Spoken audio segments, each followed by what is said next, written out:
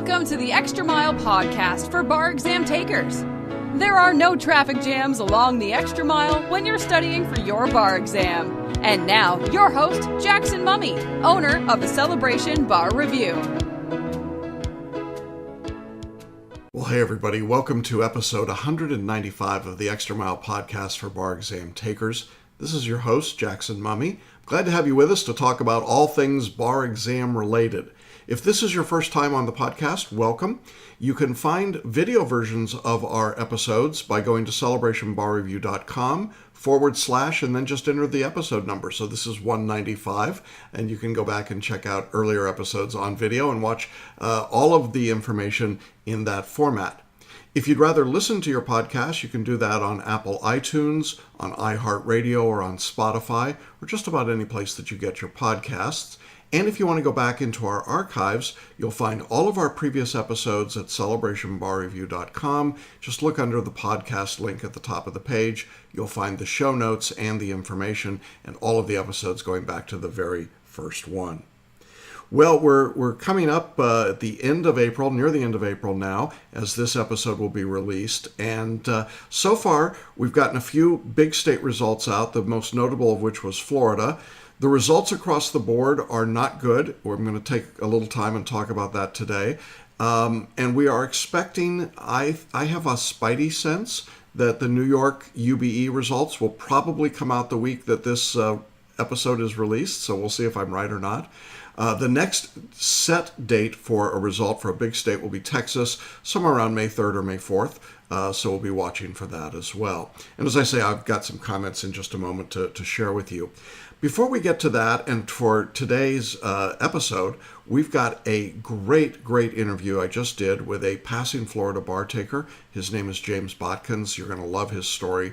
It's a wonderful one, and he used a lot of tools and a lot of different things that I think you're going to be interested in finding out about. Now, if you're taking the bar exam in July 2018 or sometime in 2019, I want to personally invite you to join me on Thursday, May 3rd, for a live webinar called How to Make the Next Bar Exam Your Last Bar Exam. This is a look at the powerful, proven way to pass. Now, if you're a regular listener of our podcast, you hear me talk about this a lot. This webinar is completely free, but it is really powerful, game changer for a lot of people. We're going to take you through the 4 steps you need to follow in order to be successful. We're going to share some case studies. We've updated it with new case studies from some folks from February 2018 already. So there's lots of great content there, and we'd love to have you with us. The live webinar is at 7 p.m. Eastern Time. That's 4 p.m. Pacific on Thursday, May 3rd, and you can register here on the video page by just scrolling down the page or by going to celebrationbarreview.com/webinar. So that's celebrationbarreview.com/webinar. You can also just go to our homepage and you'll see the button there that you can sign up. Now, when you go to sign up for the webinar, you'll also see another option, which is for an on-demand version of the same content. If waiting until Thursday, May 3rd is just a little too long for you and you really want to get going, and I understand that, you can watch this webinar at your convenience right away. And all you have to do is click on that button and we'll schedule and set you up that way. Now, of course, I won't be answering questions live in the on-demand version, but you can email your questions to me. You'll find a way to do that in the webinar, and we'll get right back to you. So you get all the same great opportunity and information just by using the on-demand version. And if you want to jump on the call with me live, that'll be Thursday, May 3rd at 7 p.m. Eastern. All right. Well, before I get to the interview with James, I wanted to just sort of update all of our listeners on what we're hearing going on around the bar exam world as it comes to scores. Now, in last week's episode 194, I talked a little bit about the Florida results. If you are interested in that, make sure you check out that episode. But this week, we got an announcement from the National Conference of Bar Examiners. They're the people that do the Multistate Bar Exam and the Uniform Bar Exam.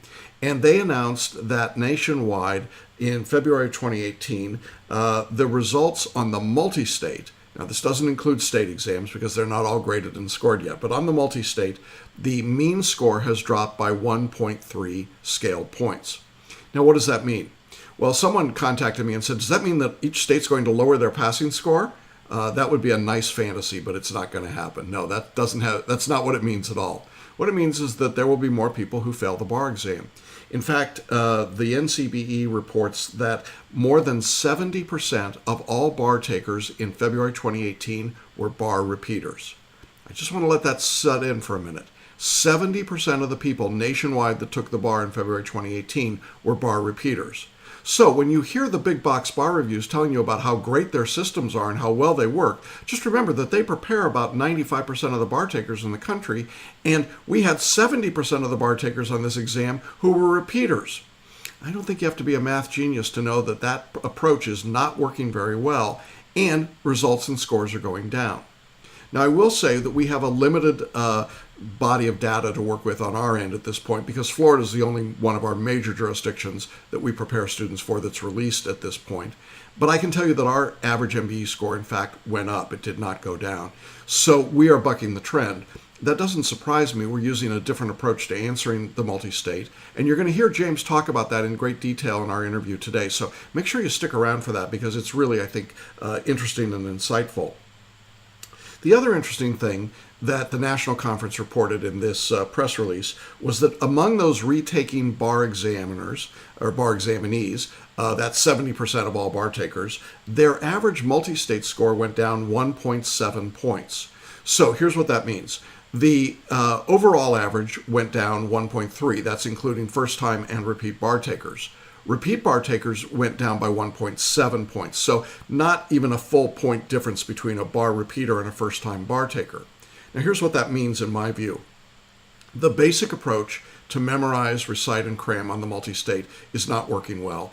We continue to see a decrease in scores, and that decrease in scores affected first-time bar takers nearly as significantly as bar repeaters. So it's not as though we've got some really brilliant first-time takers and they're killing the multi-state, and it's the bar repeaters that are bringing the scores down. Didn't work that way. A 0.4 of a point scale difference is a very, very small difference. I would say almost statistically insignificant. So when you hear the discussion that says, oh, everybody's getting stupider and it's all those bar repeaters that are bringing the score down, yeah, no, that isn't what's happening. What's happening is that the test is continuing to stay relatively steady, but the preparation style continues to miss the mark. It just isn't what people need in order to be successful. And I keep hammering away at this because it's just so obvious that if you're doing the same thing over and over again and getting the same result and it's not a good result, something's wrong.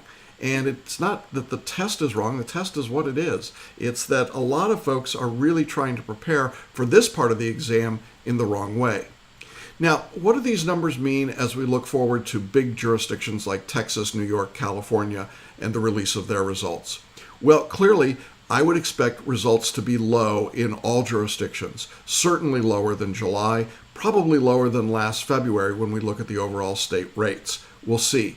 New York will have a higher pass rate because it's the uniform bar exam than either Texas or California or Georgia in my experience and in my opinion. When it comes to California, I think we're probably going to look at about the same kind of overall pass rate that we're seeing in Florida, about a 25 to 30% pass rate, and that is staggering when you think about it. I think in most of these jurisdictions, we'll see somewhere just over 50% for first-time bar taker pass rates, and then less than 50% pass rates for repeaters.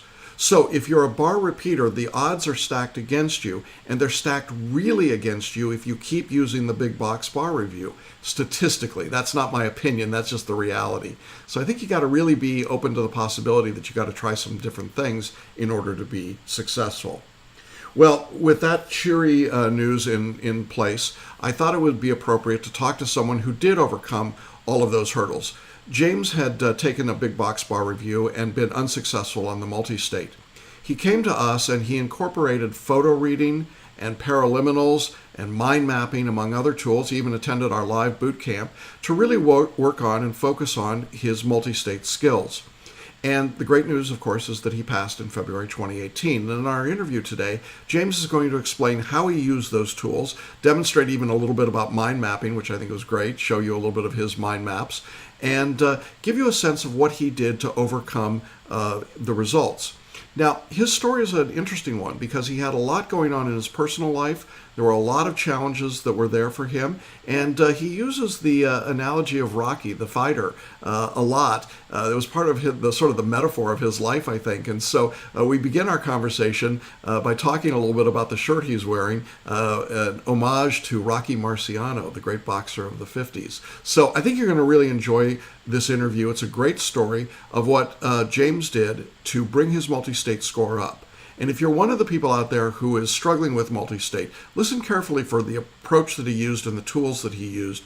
And I think it'll give you a lot of hope and a lot of encouragement, and I hope that you'll check it out and then talk to us afterwards if you want to know even more. So without any further introduction from me, let's jump into our interview with James Botkins.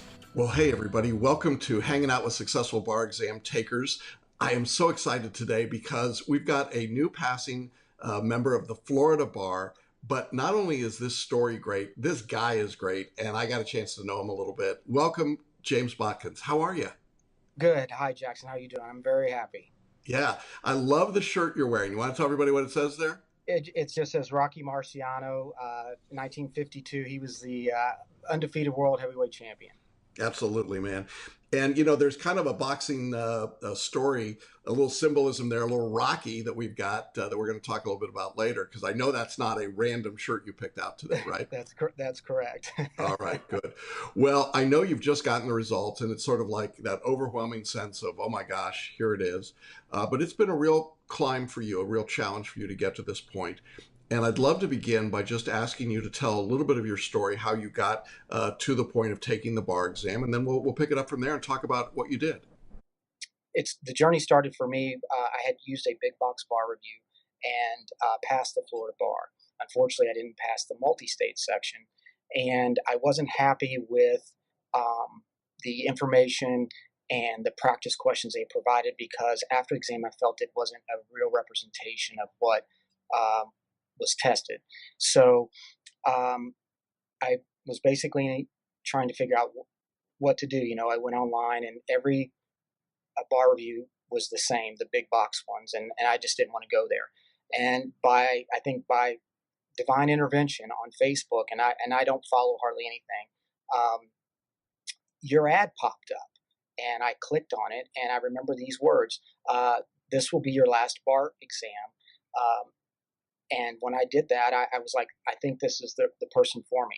So I clicked on your website and reviewed it, and then set up an appointment to talk with you, and shared my scores with you. And you said, listen, I've got a game plan for you. And if you follow my approach, you're going to pass and you'll be done. And lo and behold, I'm here today to say it did. It worked. I followed it to the T, and I'm happy to say I'm a member of the Florida Bar. Well, yeah. Until I get sworn in. But yeah. That's great. Congratulations. It's got to feel like a weight off your shoulders. It does. It felt like a sword was hanging over my head the whole time. And it was a different approach. And I had never been so relaxed going into the exam. I had never felt more confident. I didn't have that confidence with the big box bar review at all whatsoever. I felt they put more panic, stresses, and anxieties on me than I needed in order to be successful. And my score just shot up, and I implemented the strategies you told me to follow, and the Paraliminals, PhotoReading, mind mapping. You will laugh. I have sitting next to me, no exaggeration, 25 art booklets of mind mapping for the subjects I did. I think I'm going to sell them at an arts and crafts show down in South Tampa and autograph them. But they were very helpful, and it just made the process so much easier going into the exam. Yeah, let's talk a little bit. We're going to focus today a lot on multi-state. And I know that one of the questions that people often ask is, how do you raise a multi-state score?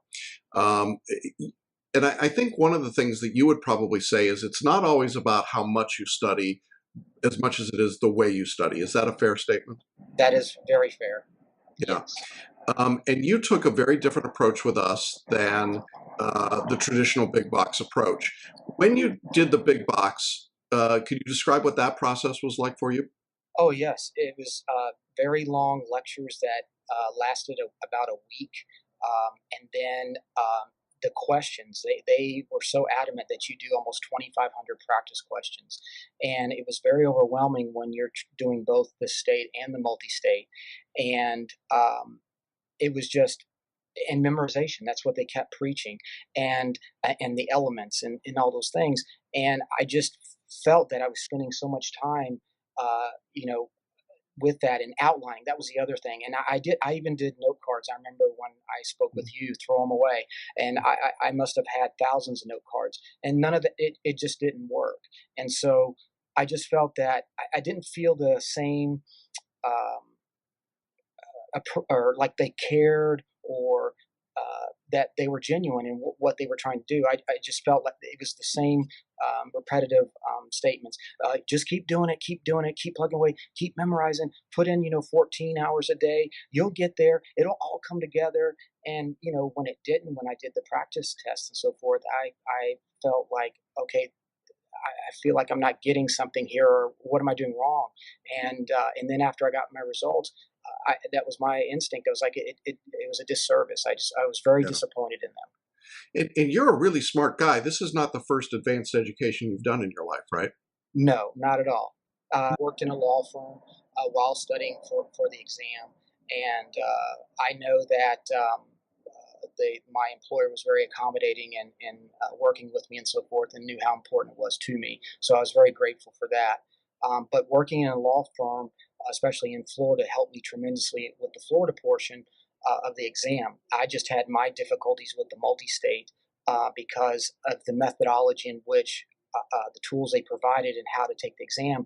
And I can honestly say that I was trying to really strong arm the test. I was trying to go through and read and go, okay, here are the elements, okay, here, and then narrow it down to 2 answers, and having no luck. And I couldn't figure it out. I'm like, I've memorized everything. I don't know what's going on. When I do Florida, I do fine. And I passed that with flying colors. That was no difficulty at all.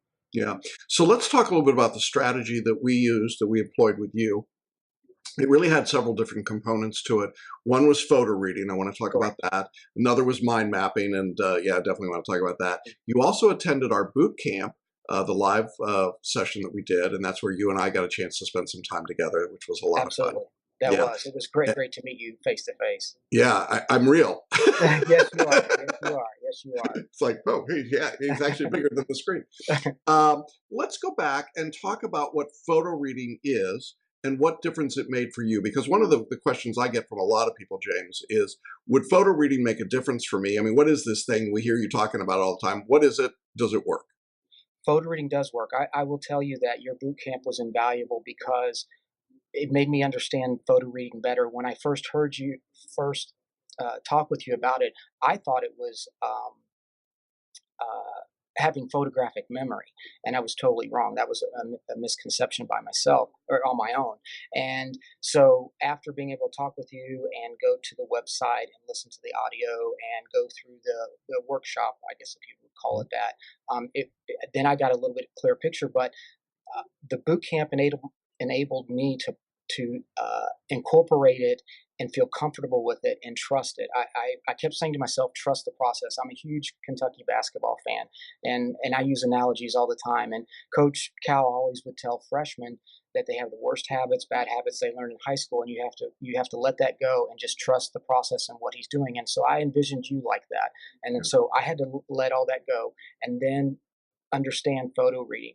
And when going to the boot camp, and you had Millicent there, she was so visual, and and made you feel so comfortable in understanding it and playing with it. And so all of a sudden, I just started to do that. And the more and more I got towards the exam date, it was natural. I mean, I enjoyed photo reading, and in those audio tapes, it talks about having a smile here and in your eyes, and I kept getting that, and individuals thought I was nuts. And even when I went to the bar exam, I was sitting in the parking garage.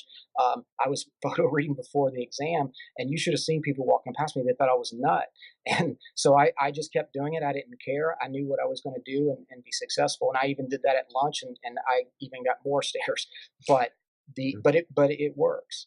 Yeah. How long did it take you to read a multi-state outline? Let's say you're doing the contracts outline. If you were photo reading it, how long would it take you to photo read? Less than 5 minutes. Yeah. Yeah. So you were able to photo read these outlines. I don't know, how many times would you guess? Uh, I honestly, I did it every day. I got more comfortable after boot camp in January, and before I would start, I would listen to the Paraliminals Yeah. and do those first, and then I would just do the whole outline. I know why I got so comfortable is that I only would do just one topic, it was contracts or comp Right. law. But then after a while, I just started saying, you know what, I'm going to do all 7 topics, and I just kept doing it, and I Yeah. felt it wouldn't hurt me, Yeah. so might as Right. well do it, and I would do it. So that took, honestly, that would be about 15, 20 minutes if you did all 7 topics. I just want everybody to be clear. What he's saying is he read 2 thick books, about 800 pages worth of material in 15 or 20 minutes, right? Correct. Yes. Yeah. Yeah. Okay. So, Yeah. Yeah. and you didn't read line for line, word for word. You didn't create flashcards. You didn't memorize, right? None of those things. Okay. So No. we'll come back to this in a minute. Now, you mentioned paraliminals, and I think we want to talk about those as well, because that's another tool that we invite people to use. Can you describe what a paraliminal is and how you used it? Yes. It's an audio device of online. You can listen to it in MP3. You have to forgive me. I'm not very tech savvy, but it allows you to. It puts you in a frame of mind. It gets you into a relaxed state, so you can study and kind of block out the noise and the drama before studying. And I would do those before studying as well as going to bed. And there's various titles of CDs they have online that are conducive to incorporate and implement into studying, and they're just very good. And the thing that you have to do is break yourself of dreading to do photo reading or the paraliminals and think of it as added work. It's not added work. It's beneficial. It's Yeah. just part of the process. And if you do that, then it makes the studying. I hate to say this, it's more fun because then you start to see the results and you get it. You're it's starting to click. Yeah. And the paraliminal takes about anywhere from 15 to 30 minutes, right, to listen to. Yes, yes, and usually I just whatever paraliminals you had recommended that, or other students in the course that highly recommend them, I just went on there and of course purchased them, or they Mhm. have various things that Celebration Yeah. would provide to a student. Yeah. So you listen to the paraliminal, then you photo read, Yes, then you created a mind map. Now, I'm correct. just going to ask, do you happen to have any of those mind maps handy? Yeah, yes, I do. I All actually, right, oh, look at that. yeah, Holy moly. yeah. Look at that. I think I bought everything from Yeah. Staples, and Oh, wow. Look so at these. this, folks. Yes, this is just one booklet now, and I'm not exaggerating. I have one banker's box full of all 7 topics Wow. for the questions. Okay, so what was the purpose of the mind map? What were you trying to do with those? It was to activate um, the photo reading as well as the practice questions. Hmm. It was similar to journaling when you made a mistake, and Hmm. so the mind mapping helped. Um, like a tree. It was, you started with the base of the tree, and then it went into the limbs, and then to the branches, and then you would go through the questions, and if there was a various topic that's tested, you would go into that. Like in con law, say due process, and you would put due process, and then you would go through the various branches that would grow from due process, and so it basically reinforced the material that if you got it right, and then if you got it wrong, it would start to allow you to get an understanding of it as you began to put it together, and you could incorporate that into the map. So, what was the difference between this approach of mind mapping, which was visual, and a linear system of just pure note taking? Because you've done plenty of linear note taking in the past. Absolutely.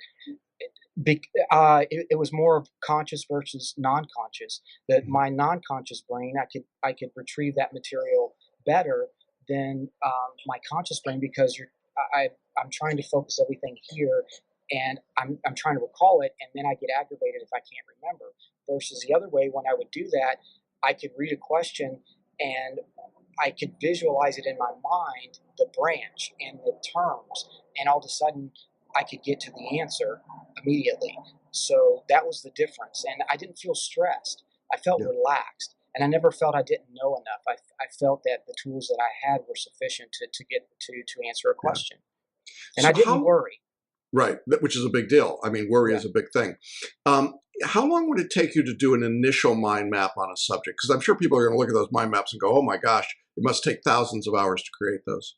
No, within your syllabus, you were very adamant to be sure to do everything in the 3 hour time Yeah. allotted. I will say when I first started, and you saw me at boot camp, Right. I may have gone over that 3 hour, maybe did 4.5 hours, only because when doing the mind map, it was not so much trying to memorize. It was that I was trying to be very neat and trying to keep it organized. And then once I got good at it, then the times got within the allocated time. So at first you might do a little bit more, but it's okay because you're learning. So Yeah. then as you start getting more deeper into the questions, as you get past 30, 60, and 90, then it's speeding up because you've already done the map in that particular region. You can just start adding to it. So that's the only thing. I swear I did go over a little bit at first, but after that I stayed within the confines of what you said to do.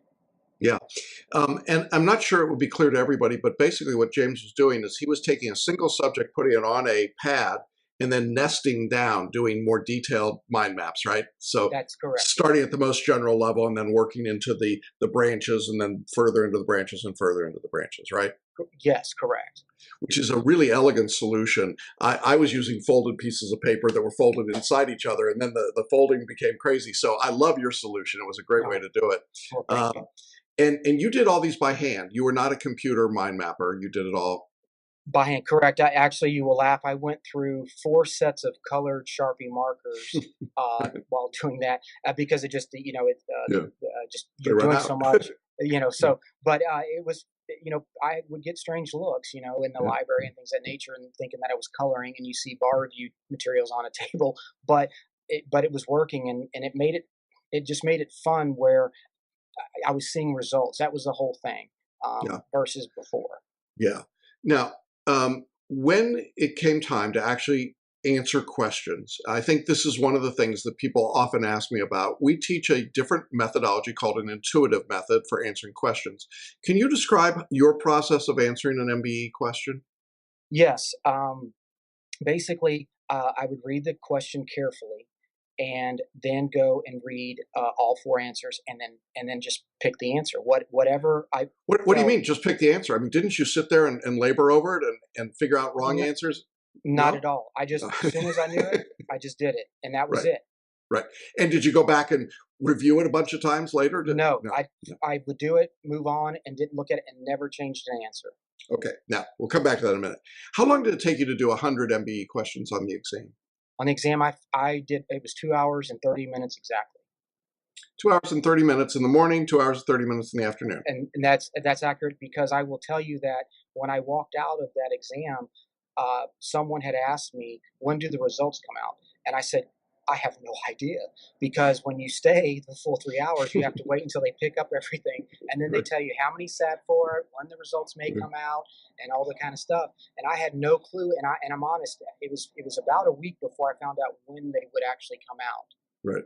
So, which has got its own sort of irony. But the Yes, beauty part of this is you're able to do these questions. A lot of people can't get 100 questions done in 3 hours because they're grinding through them, they're analyzing them, they're hyper analyzing, they're trying to remember the mnemonics, they're trying to remember the songs for the mnemonics, they're trying to eliminate wrong answers. But you didn't do any of that.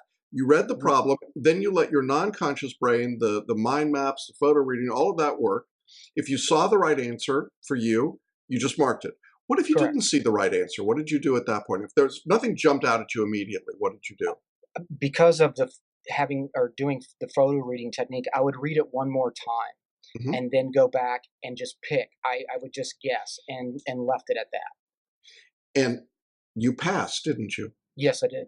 Yeah. Absolutely. Yeah. See, there are people that go, "Oh, you can't pass the bar exam if you're guessing." Uh, you know, Exhibit A, James Botkins. So that part definitely is different. Uh, Completely different approach to taking the exam than what you had before. Now, you mentioned our boot camp, and I want to talk a little bit about that. We brought students into Celebration for 2 days of live training. You mentioned Millicent St. Clair. She was my co-teacher from Learning Strategies. She is a featured TED Talk speaker. She Yes, is probably the best or one of the best photo reading instructors in the world. And absolutely. she and I team taught for 2 days in a small environment. We're doing that again this coming June, and I think it's going to be a regular deal. I know we'll have some people that'll say, gee, I wonder if this boot camp would be worth it for me. What was your assessment when you were done?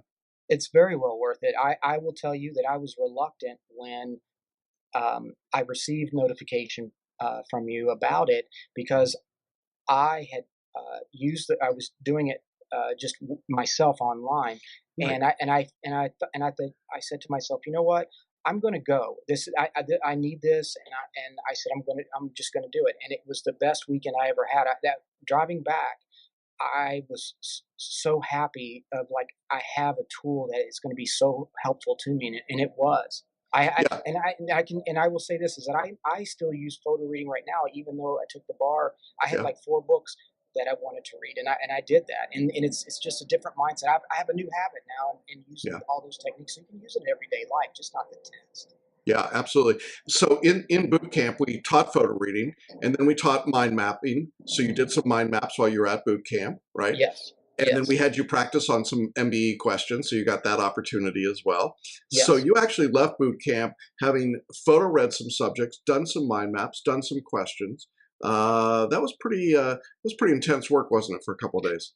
Yeah, I will say I was exhausted. I mean, day 2 felt like the bar exam, Yeah, going on the second day, but I knew that this was important. I knew it was yeah, very important yeah, to take the techniques and get a better understanding of the photo reading and using it in the way that Millicent had talked about, and it was yeah, working. yeah. This is an awesome. I mean, it's an awesome story. Tell me a little bit about what it felt like when results came out. Can you tell me how you found out about your results? Yes, actually, I was driving, and I was sitting at a stoplight, and I got a notification on Twitter that the Florida Supreme Court had posted the scores, and it was very early. And Yeah, they had, when I found out from another individual that it was going to be at 10 a.m., and I think it was 8, if I'm not it was 8 mistaken. a.m. Yeah, it was 8 Yeah, a.m. yeah.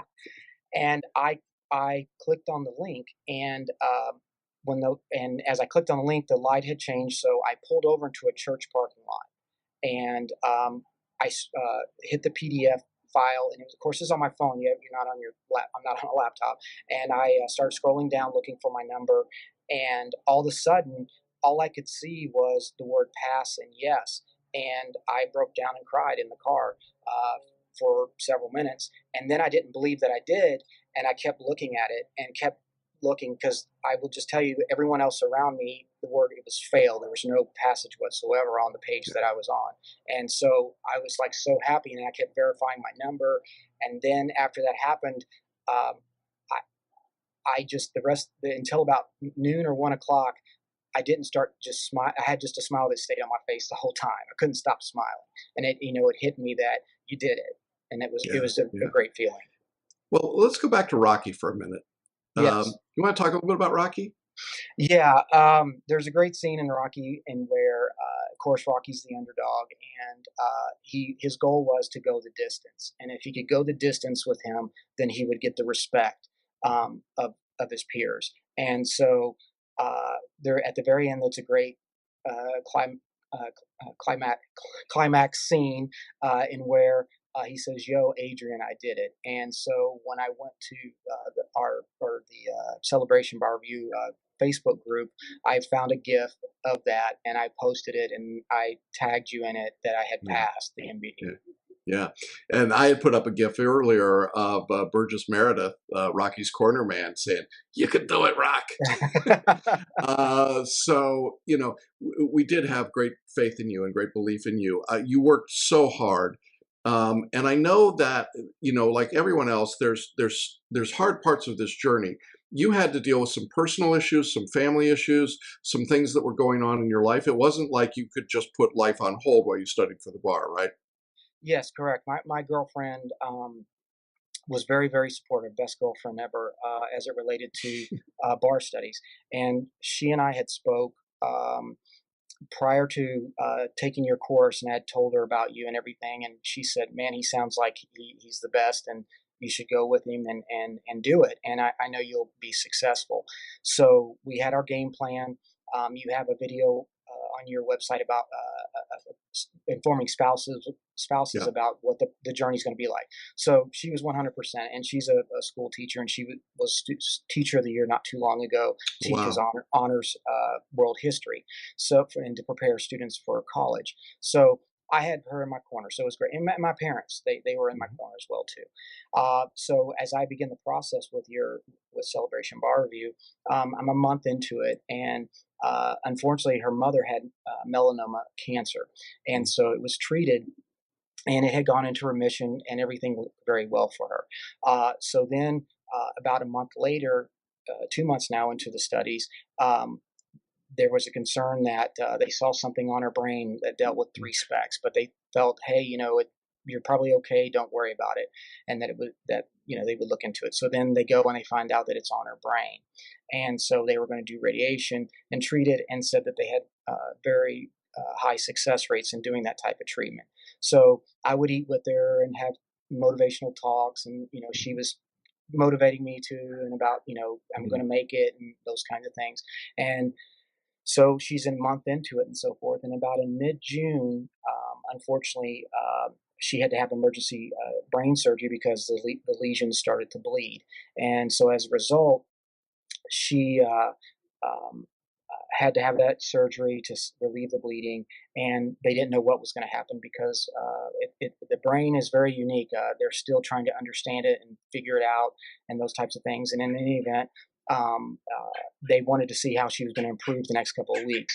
So when we got into July and I was past the deferral timeline, and it was now at this point there was nothing you could do for that. It had just taken over her body. Is that she was going to have to just rest comfortably at home and pass away. And unfortunately, she did on July 17th. And so with having that going on and having text messages every day while studying to keep me notified of her status. And some days were better. Some days she was doing better and getting better, and then other days she'd have bad days. So I had that on my mind, and then I had this. And so I felt I was just torn because I felt bad and guilty that I'm studying, and then I can't be there as much, but what to do. And I know that when we spoke, you had told me various students had lost children because of cancer and took the test Yeah. and passed. Others had postponed it and and took it later. And so I went in there and I was like, I got to do this. And I took it, and I was short 133. So, but that didn't discourage me, and I was like, I'll just come back and do it again. And I will say, going into that test, I didn't sleep the night before, and it had nothing to do with trying to memorize or do anything different than your course.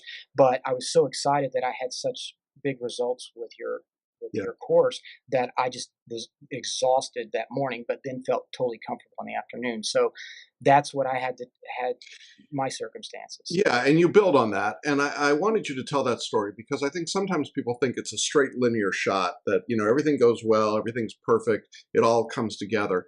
The real point here, the reason I love the fact that you're wearing the Rocky shirt is I think it's emblematic of your struggle. I think also of her struggle.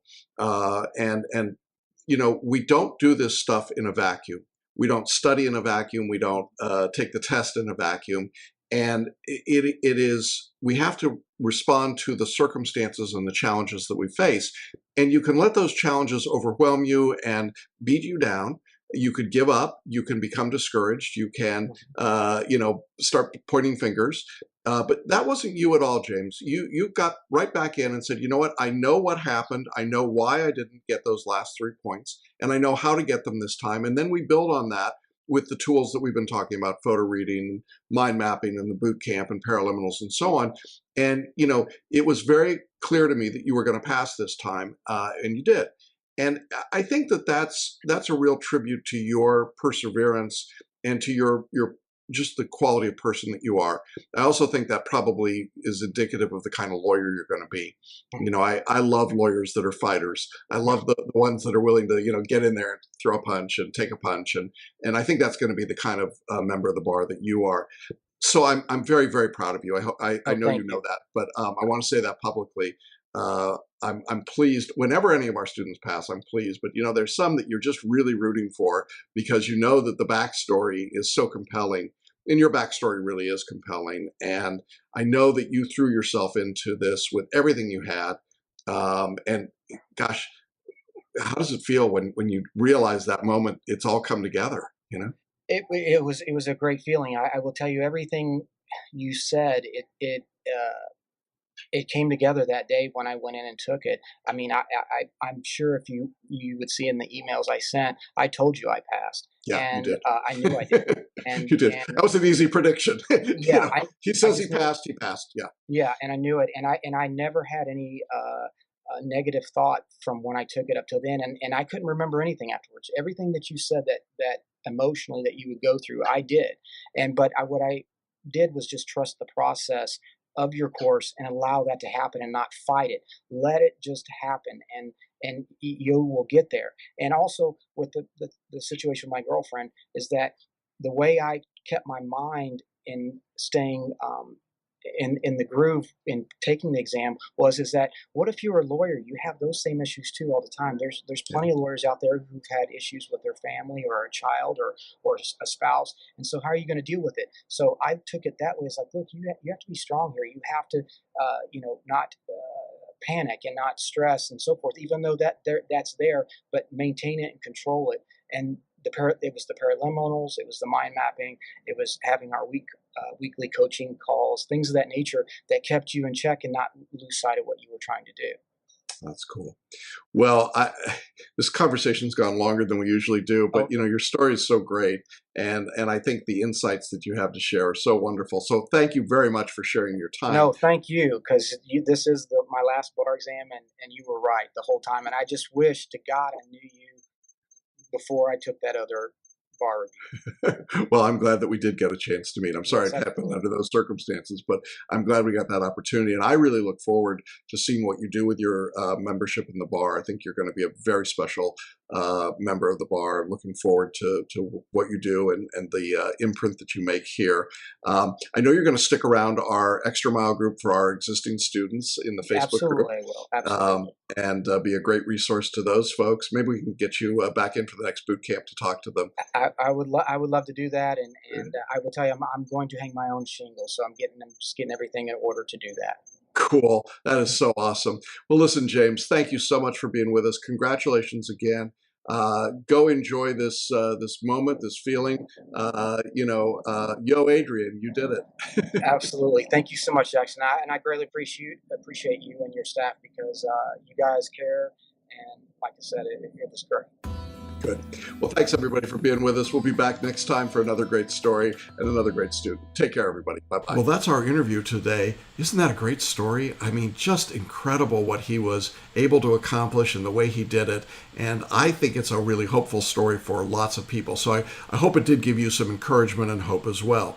Now, I just want to remind you before we sign off today that our next live webinar, How to Make the Next Bar Exam Your Last Bar Exam, will be on Thursday, May 3rd at 7 p.m. Eastern. Just scroll down on the video page to enroll or go to celebrationbarreview.com/webinar and you can claim your free seat there.